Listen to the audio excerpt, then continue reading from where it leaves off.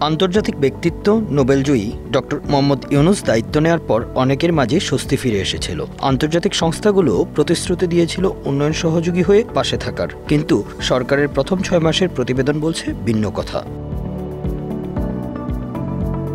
দিন যতই গড়াচ্ছে দূরে সরে যাচ্ছে আন্তর্জাতিক ঋণ প্রদানকারী সংস্থাগুলো। তাদের কাছ থেকে যে ঋণ পাওয়া যাচ্ছিল তা গত বছরের তুলনায় অনেক কমে গেছে।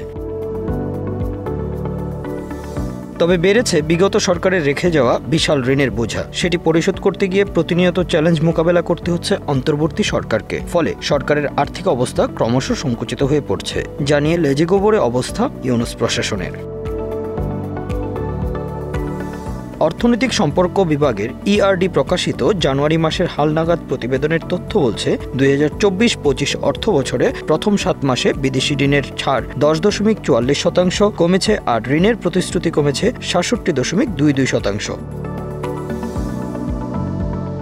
অর্থনীতিবিদরা বলছেন সরকারের ঋণ পরিশোধ 30% বেড়ে গেছে, যা প্রায় ৮,৫৮৬ কোটি টাকা। সরকারের এখন যে পরিমাণ অর্থ ঋণের সুদ পরিশোধ করতে খরচ হচ্ছে তা দেশের অর্থনৈতিক অবস্থা এবং আয় ব্যয়ের সঙ্গে সামঞ্জস্যপূর্ণ নয়।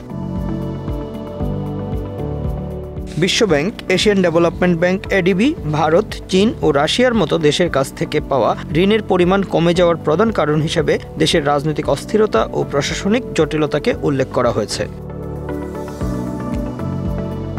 সরকারি ঋণ সম্পর্কিত নতুন প্রকল্পের জন্য প্রয়োজনীয় তহবিলের যোগান দিতে এই অস্থিরতা বড় বাধা হয়ে দাঁড়িয়েছে। বিশেষ করে যেসব দেশ থেকে ঋণের প্রতিশ্রুতি ছিল সেগুলো আর আসছে না, যা দেশের দীর্ঘমেয়াদী অর্থনৈতিক পরিকল্পনায় আঘাত হেনেছে। অর্থনীতিবিদরা বলছেন এই পরিস্থিতি দেশের অর্থনীতির জন্য বিপজ্জনক হতে পারে যদি তাৎক্ষণিকভাবে সমাধান না করা হয়।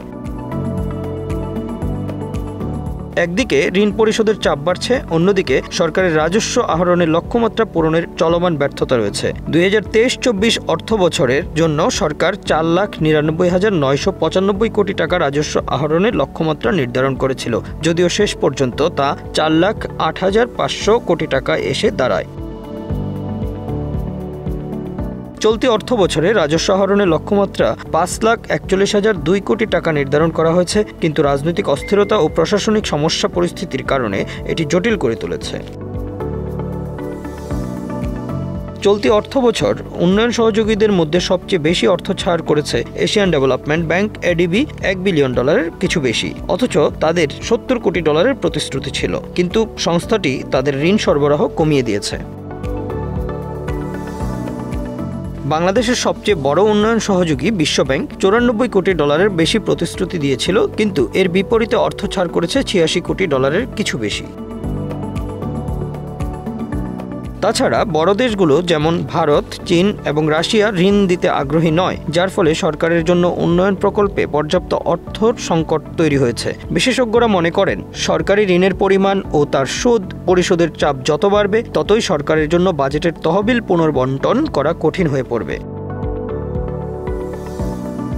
বিশেষজ্ঞরা বলছেন পরিস্থিতি বাংলাদেশকে দীর্ঘমেয়াদী সংকটের দিকে নিয়ে যাচ্ছে। ঋণ পরিশোধ করতে গিয়ে নতুন উন্নয়ন প্রকল্প পিছিয়ে যাচ্ছে।